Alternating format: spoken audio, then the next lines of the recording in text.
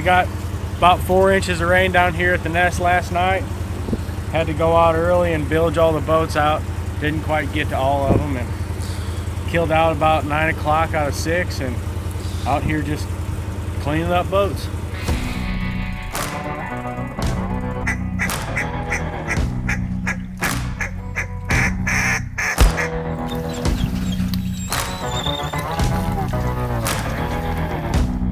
And it was the duck hunting was just so good after that, because they traded around forever. You know, that water took forever to recede, 4 inches of water.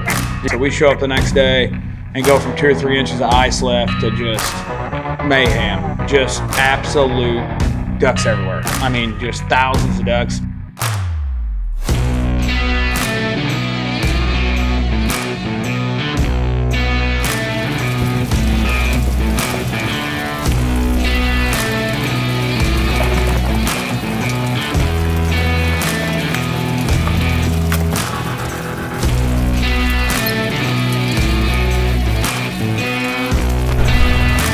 We need to split up. We need to go put an ice heater in the tree. Like that, get it in there in like 6 hours. You understand what I mean? We just need to get it thawed out. We get a boat in there so we start eating. Hellhole's good. I'm gonna run to Burr and do this tractor thing. We get back from Christmas, the day after Christmas, and we go to start breaking and busting holes open, and it was pretty bizarre how thick it was. The rice fields are frozen solid, 12 inches. So whatever you want to do the math, from 4 inches to 18 inches was solid. Couldn't bust through it. So we knew it was going to be kind of be a deal. And for those 3 or 4 days at Christmas, you know, we had temperatures in the single digits for a couple days there, and it really made that ice, you know, thicker than we thought. Sub-zero temperatures will do that. But you know, being a duck hunter, knowing how conditions work, and knowing that when it freezes, it's got to thaw, we were certainly looking forward to these next couple days, and sunshine and 60 degrees. Figured I'd get out the big boat.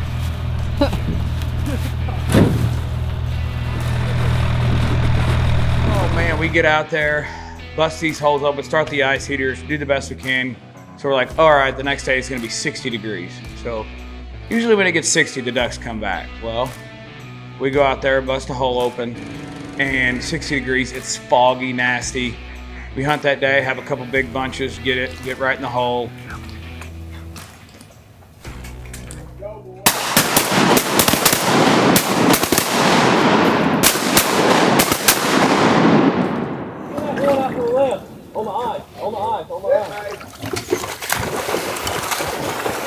She went to swim.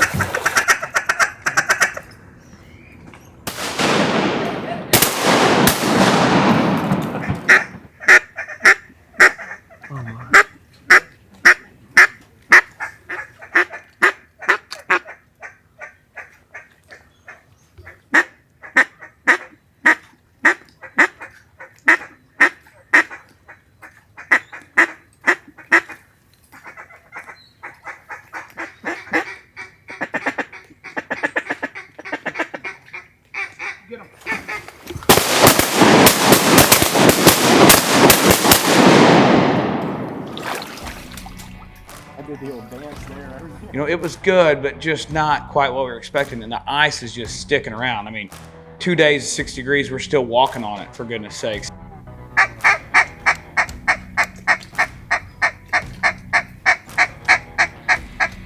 Kill him. On your mark. Really? Ask all these guys how this started.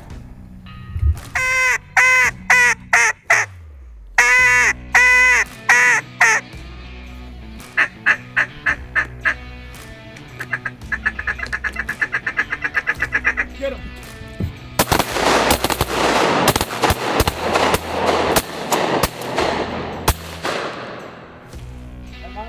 Usually when it's 60 degrees after a hard freeze, you're gonna see whatever ducks you have around. And that's typically all you need to see to just have an incredible shoot. But we were going out and seeing, you know, 100 ducks. I mean, it's 60 degrees today. It's gotta happen tomorrow. It's gotta happen the next day. We were just thinking, when is it gonna happen? Oh yeah, we got the wind, we got the hole, we got sunshine. It could get right. We just need to see about 500 and we'll be all right.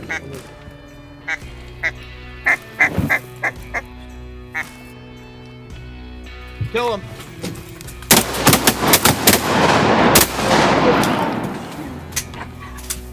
Well, there's 3. A couple bunches a day. The second day comes around, same thing. Where are these ducks at? The next day, sunny, windy, getting the blind 10 o'clock. First bunch comes right in.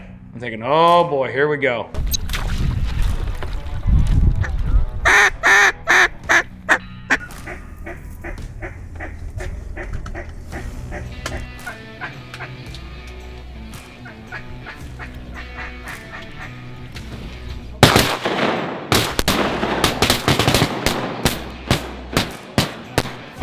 Second bunch comes right in. Third bunch comes right in, shuts off. You know, we still have a great hunt. We kill plenty, I don't know how many mallards we killed, 16, 17, 18 mallards. Of course, we're not seeing any teal. This is the third day of it being 60 degrees. And so, you know, what that tells you is these ducks are trying to push north and they're just still seeing ice everywhere. Everything's still frozen, clean down into Arkansas. Usually it kind of gets to us, we're kind of the end of the ice. Like the 4th day rolls around and we're looking at the forecast and they've got this rain they're calling for, and you know, it's only an inch, but an inch will do a lot, you know, when it's 60 degrees and there's still 2 or 3 inches of ice. So we show up the next day and go from 2 or 3 inches of ice left to just mayhem, just absolute ducks everywhere. I mean, just thousands of ducks. yeah, the big groups, 2 back. You do the math, bud. Imagine the same. And we're driving alongside the road and it is both sides of each ditch is flowing and it's crossing the road in places and we're like, that's a little bit more than an inch, I'd say. And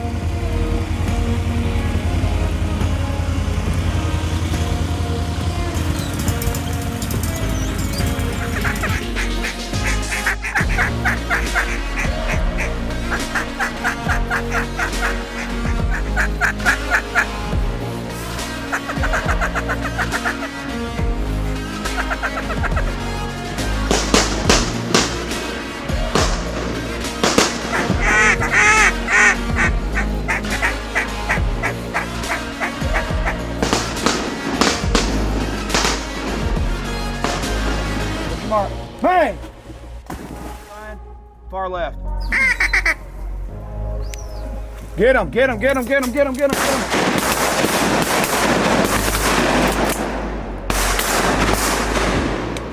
God, they killed a bunch. Where's your mark? Good shooting, dudes. Where's your mark? Bang! You done shot at them teal before, ain't you? Yeah, what I figured. My God, we get some teal in here, you're gonna kill 10 of them. How many?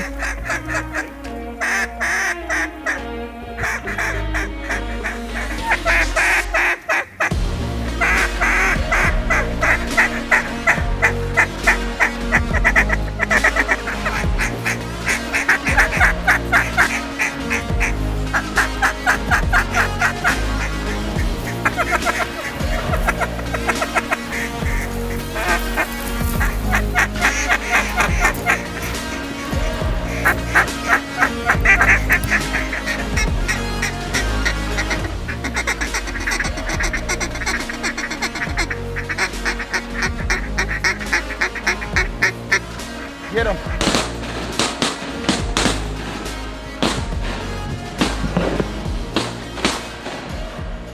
it's amazing just a day's difference what duck hunting can do. A thaw for a duck hunter, I don't care what anybody says, it's better than a snowstorm, it's better than crazy cold front. I mean, a thaw is where it's at for a duck hunter. It's the best thing in the world, and you know, you wake up the next day and it's like it's a different farm. There's ducks everywhere, ducks trading around the treetops, big bunches of mallards that act like they've never been called at before. It was honestly one of those days where your neck hurt from looking up.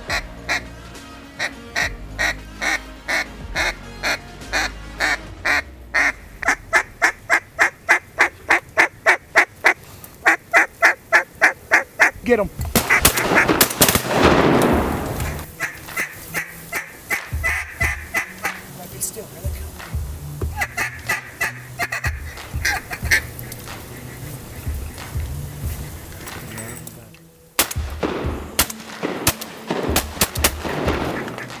Shoot that one, Gerald.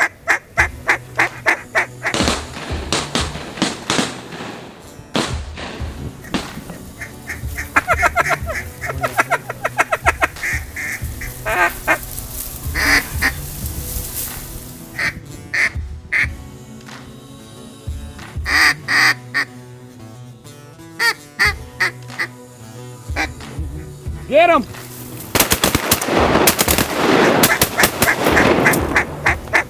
Sit.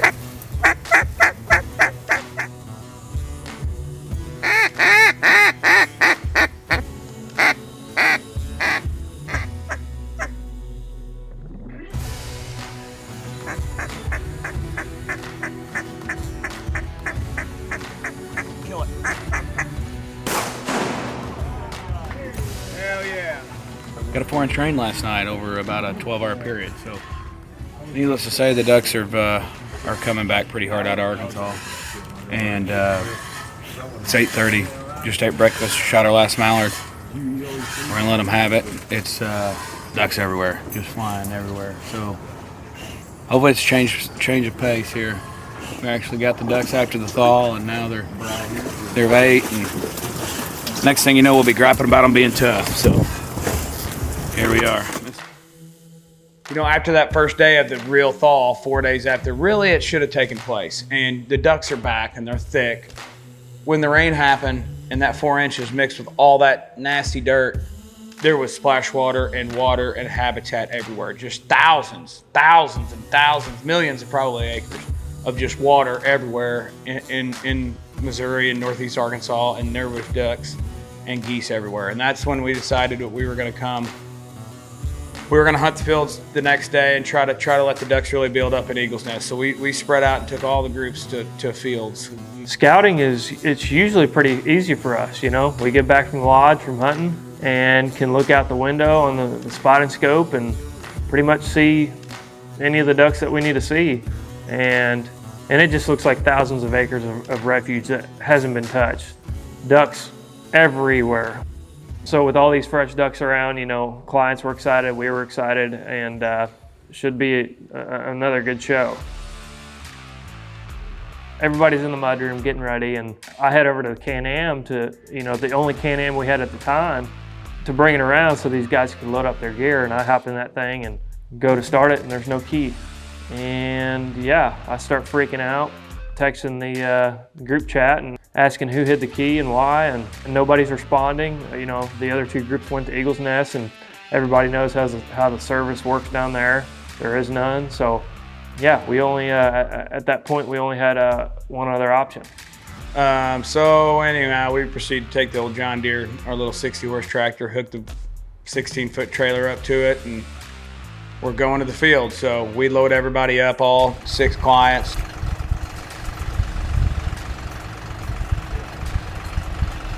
Gonna grab road gear and not check up when we hit the water, so I hope everybody got a rain jacket on. Good!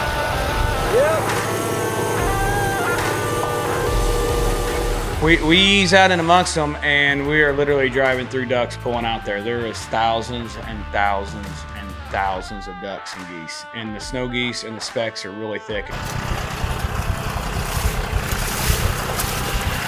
You gotta walk all the way over there.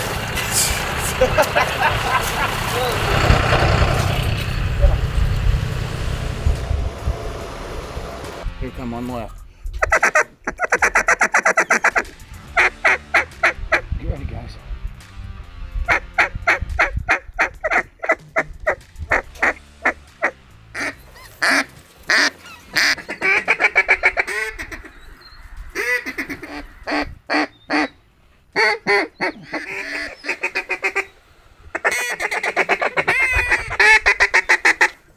Coming back in hot bag. You ready, guys?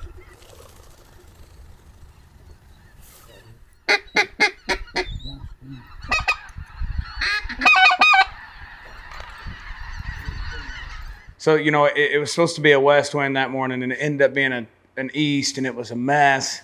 And they were trying to come from behind the pit, and we just picked the wrong place to go. Kill it.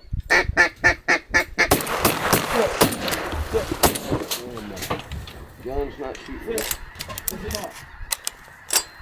Let's go. Right here. Play. Right here. Play. Whenever the wind's right in your face and you didn't plan for it and your decoys are wrong, there's usually only one option, and it usually works, even though it's not the prettiest thing in the world. But that's something we did right away. We hopped out of the pit and moved the decoys. We'll get it figured out here in a minute. Can you guys shoot that mallard to your right off? Sit, May. Just two guys. Get him. Sit. Good one? Yes, we're gonna kill him down. Man, good thing. Kill it.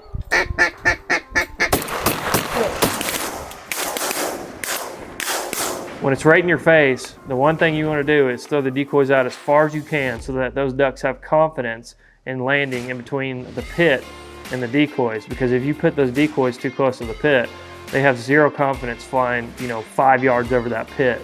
They know something's going on in their ducks. Let that coyote go running across the field. We got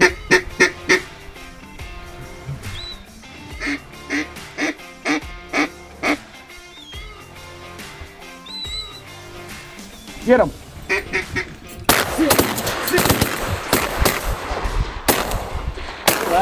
Sit. Hey. That one.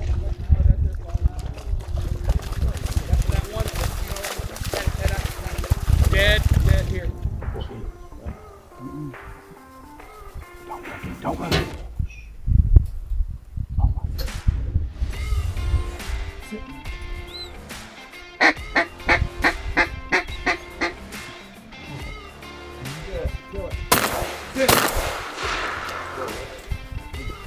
Kill them. Get him, get him, get him.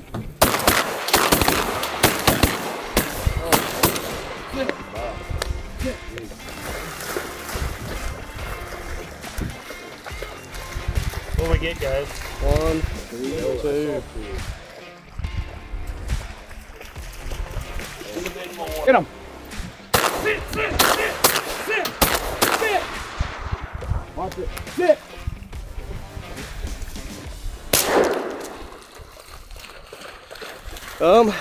We're out here in the fog MG and the teal are dying. Killed a couple of big ducks and we're gonna try to get it finished up before everything starts to settle down. Going good so far. It'll be an early morning.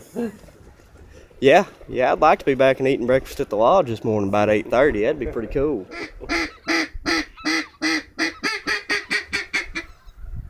Sit. Get him.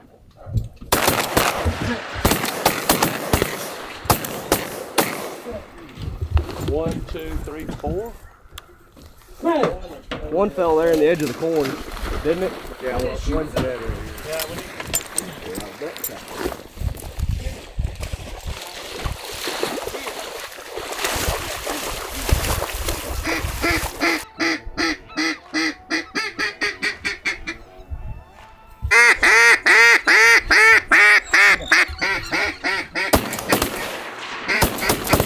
Sit. Molly.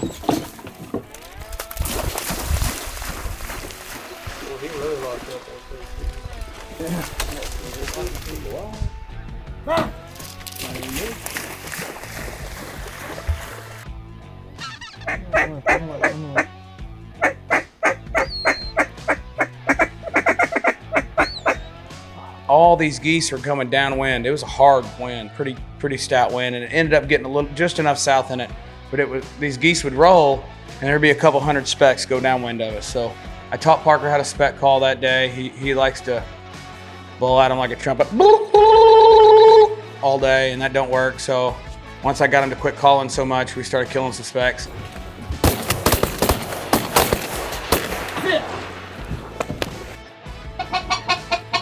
Get him.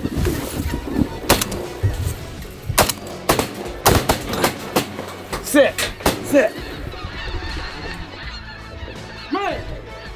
Boy, it is a pretty one. Old speck. Old Parker on the yodel. Vogler, take lessons, bud. Parker's taking over this new. Somebody needs to mount that. Oh, look at that one. Big old pretty one. Nice. Old tar belly, they like to call them. One of them old tar bellies.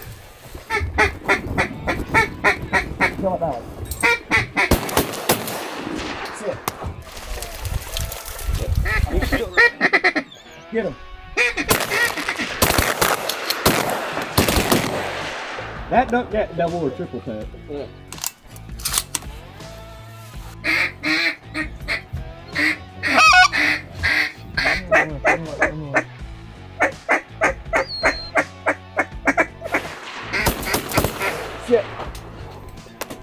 We got a full limit of specs, full limit of ducks. The teal were crazy thick. And we shot some mallards too, but the teal, we couldn't get them to get in. It was just bizarre shooting. They were just surprising us. It was just a wild, wild deal. And it was the duck hunting was just so good after that because they traded around forever. You know, that water took forever to recede. 4 inches of water just gets trapped up in all these fields and ditches, and it's kind of eye-opening to see when you have that much more habitat of water and that many places that ducks aren't getting shot. The ducks trade around like duck hunters want them to, and it was just really cool to see the volume of ducks in southeast Missouri at that time. It was a really fun couple weeks after that.